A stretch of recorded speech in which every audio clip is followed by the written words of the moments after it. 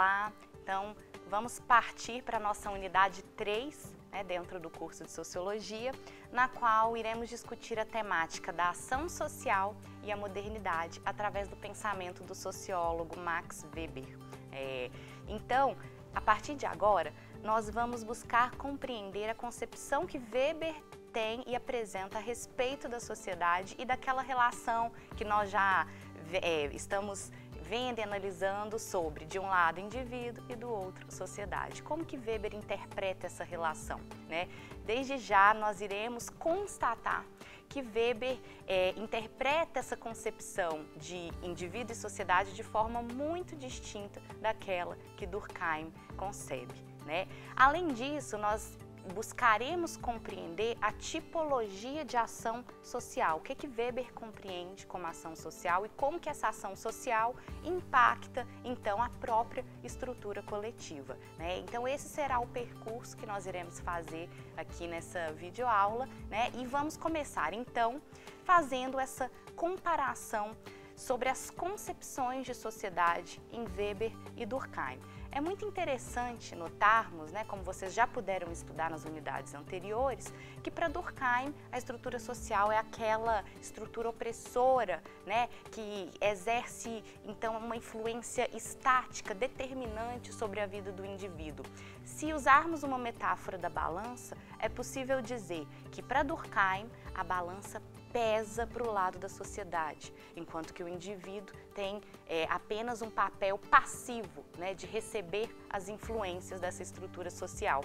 Para Weber, essa relação é diferente. E ao introduzir essa relação diferente, ele traz uma série de reflexões novas e ricas para a gente pensar essa estrutura social, sua composição, e essa relação tensa e dinâmica entre indivíduo e sociedade. Para Weber, a balança entre essas duas instâncias é uma balança muito mais equilibrada. O que isso significa? Isso significa que para Weber, a estrutura social ela não é assim tão estática, tão opressora, tão determinante sobre a vida individual. É uma estrutura mais dinâmica, mais aberta, porosa e flexível para também ser influenciada e moldada pela ação individual. Então é muito interessante notarmos que para Weber o indivíduo ele também é capaz de participar da construção dessa estrutura social. E como que o indivíduo faz isso? Ele faz isso através de suas interpretações a respeito da realidade, ele faz isso através da interação que ele tem com o meio que o cerca, e principalmente através de sua reflexão e dos valores que esse indivíduo possui e dessa forma pode, portanto, questionar e refletir a respeito da realidade que o cerca. Então, para Weber, o indivíduo, através de sua ação, também atua transformando e alterando essa estrutura social. Percebam, portanto, que essa relação para Weber ela é muito mais equilibrada, ela é muito mais igualitária do que para Durkheim. Obviamente que Weber entende que nós fazemos parte de um mundo que já está construído quando chegamos a ele. Mas a grande diferença é que o indivíduo, através de suas interpretações, através de sua ação, também tem o poder, também tem a prerrogativa de alterar essa estrutura.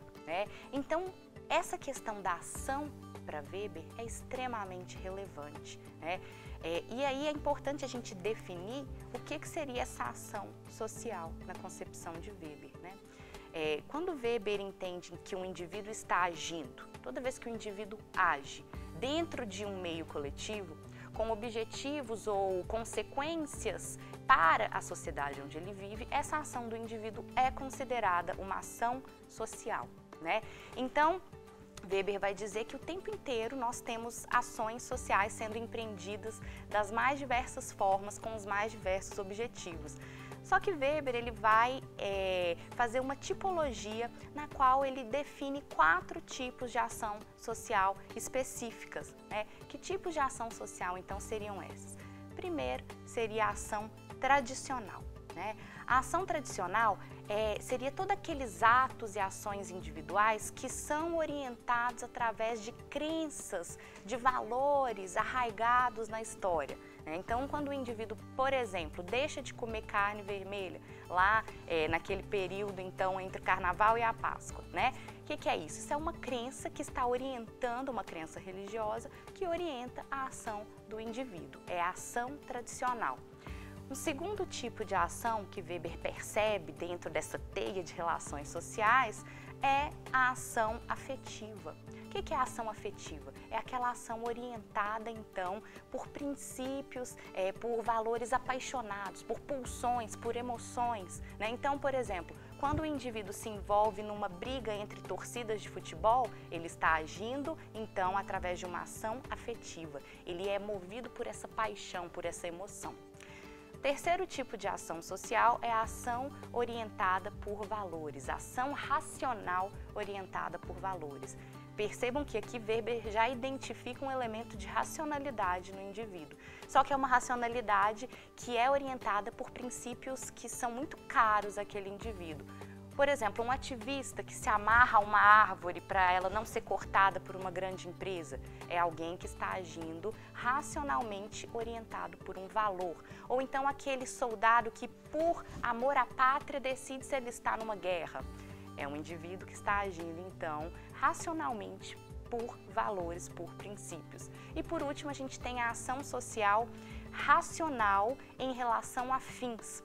É muito interessante, essa ação é aquela que marca a modernidade na concepção de Weber, né? É a ação mais comum entre nós, indivíduos modernos. E no que consiste essa ação social? É aquela na qual o indivíduo é estratégico, calcula, ele pensa lá nos seus objetivos e atua para poder alcançar esse objetivo. Essa é a ação racional mais comum na modernidade e é também aquela que dá as condições para que, por exemplo, o sistema capitalista possa florescer e se desenvolver, né? Então, o indivíduo capitalista é exatamente aquele que usa a racionalidade instrumental, a racionalidade estratégica, para poder alcançar seus objetivos, né? Na plataforma online, eu até mencionei, por exemplo, Benjamin Franklin, né? Com aquela sua fala famosa, lembre-se, tempo é dinheiro, né? Então, ele dá uma série de conselhos que expressam toda essa racionalidade instrumental, né? E é interessante finalizarmos a aula de hoje dizendo que Weber, inclusive, traça uma relação entre a ascensão do protestantismo, né, com essa consolidação do sistema capitalista. Por quê? Porque para Weber, o protestantismo traz uma série de valores que reforçam essa racionalidade orientada para fins, né? Quando o indivíduo, o protestante, ele desenvolve valores, por exemplo, como o ascetismo, a disciplina, a sobriedade, o planejamento para o futuro, todos esses valores reforçam e exercitam a racionalidade instrumental. E isso favorece a consolidação do capitalismo, isso favorece o florescimento do sistema capitalista na modernidade. Então é muito interessante a gente perceber que Weber faz essa análise a respeito da estrutura social moderna, utilizando como unidade de análise a ação social. E ele percebe que essa ação social típica da modernidade é a razão racional orientada para fins. E isso é muito importante, né? Por fim, Weber demonstra uma preocupação em relação a esse predomínio da racionalidade instrumental, que é a preocupação de nós deixarmos de lado todos os outros sentidos, por exemplo, emotivos ou de valores que orientavam nossas ações. Weber preocupa-se com o que ele chama do aprisionamento moderno numa jaula de ferro, né? Que joga para fora tudo aquilo que havia de sentido tradicional, de crenças e de valores, né? Vamos refletir sobre isso e nos vemos novamente na unidade 4. Muito obrigada.